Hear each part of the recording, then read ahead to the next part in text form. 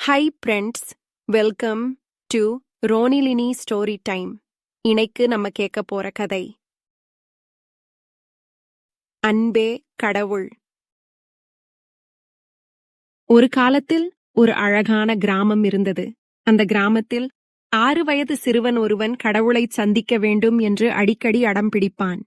கடவுளைப் பற்றி அவனுக்கு அதிகம் தெரியாது, ஆனால் அவரை சந்திக்க வேண்டும் என்ற தீவிர ஆசை அவனுக்குள் நிறைந்திருந்தது. கடவுளுடன் அமர்ந்து உணவு உண்ண வேண்டும் என்பதே அவனது விருப்பமாக இருந்தது. ஒரு நாள் அச்சிறுவன் ஒரு பையில் 5-6 தட்டையான ரொட்டிகளை எடுத்துக்கொண்டு கடவுளை தேடி புறப்பட்டான்.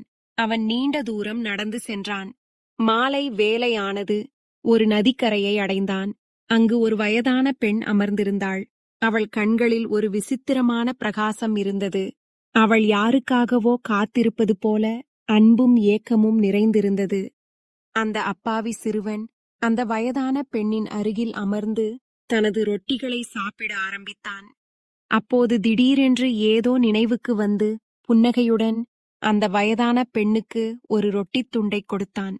அவள் ரொட்டியை ஏற்றுக்கொண்டாள். அவள் சுருக்கமான முகம் புன்னகையால் பிரகாசித்தது. அவள் கண்கள் மகிழ்ச்சி கண்ணீரால் நிரம்பின. அவள் சாப்பிடுவதையே அந்த பையன் பார்த்து கொண்டிருந்தான். அவள் சாப்பிட்டு முடித்ததும் அச்சிறுவன் அவளுக்கு இன்னொரு ரொட்டித் துண்டை கொடுத்தான். வயதான பெண்மணி மிகவும் மகிழ்ச்சியாக இருந்தாள். அச்சிறுவனும் மிகவும் மகிழ்ச்சியாக இருந்தான். அவர்கள் மாலை பொழுதை அன்பிலும் பரஸ்பர பாசத்திலும் கழித்தனர். இரவு நெருங்கி வந்ததால் சிறுவன் வீடு திரும்ப அனுமதி கேட்டான். அவன் நடந்து செல்லும்போது மீண்டும் மீண்டும் திரும்பி பார்த்தான். ஆனால் அந்த வயதான பெண் இன்னும் தன்னை பார்த்து கொண்டிருப்பதை கண்டான். அவன் வீட்டிற்கு வந்ததும் அவனுடைய அம்மா அவனை இறுக்கமாக கட்டிப்பிடித்து முத்தமிட்டாள். சிறுவனுடைய மிகுந்த மகிழ்ச்சியை கவனித்த அவள், அவனுக்கு இவ்வளவு மகிழ்ச்சியை தந்தது எது என்று கேட்டாள். அம்மா, இன்று நான் கடவுளுடன் ரொட்டி சாப்பிட்டேன். நான் மிகவும் மகிழ்ச்சியாக இருக்கிறேன் என்று சிறுவன் பதிலளித்தான்.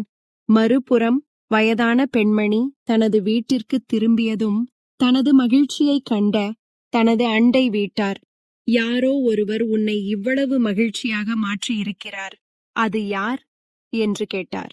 அந்த வயதான பெண்மணி, கடவுள் வந்து எனக்கு உணவளிப்பார் என்று 2 நாட்களாக ஆற்றங்கரையில் உட்கார்ந்து காத்திருந்தேன்.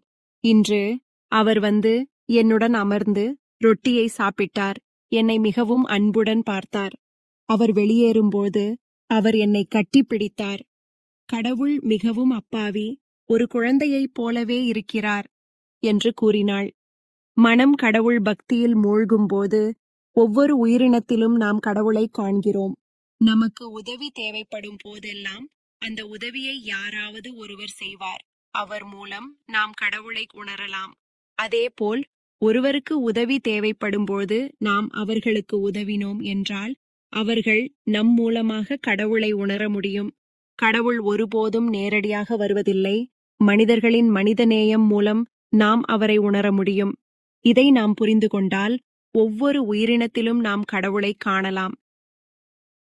இந்த மாறி கதைகளுக்கு மறக்காமல் இந்த சேனலை லைக் பண்ணுங்க, ஷேர் பண்ணுங்க, சப்ஸ்கிரைப் பண்ணுங்க.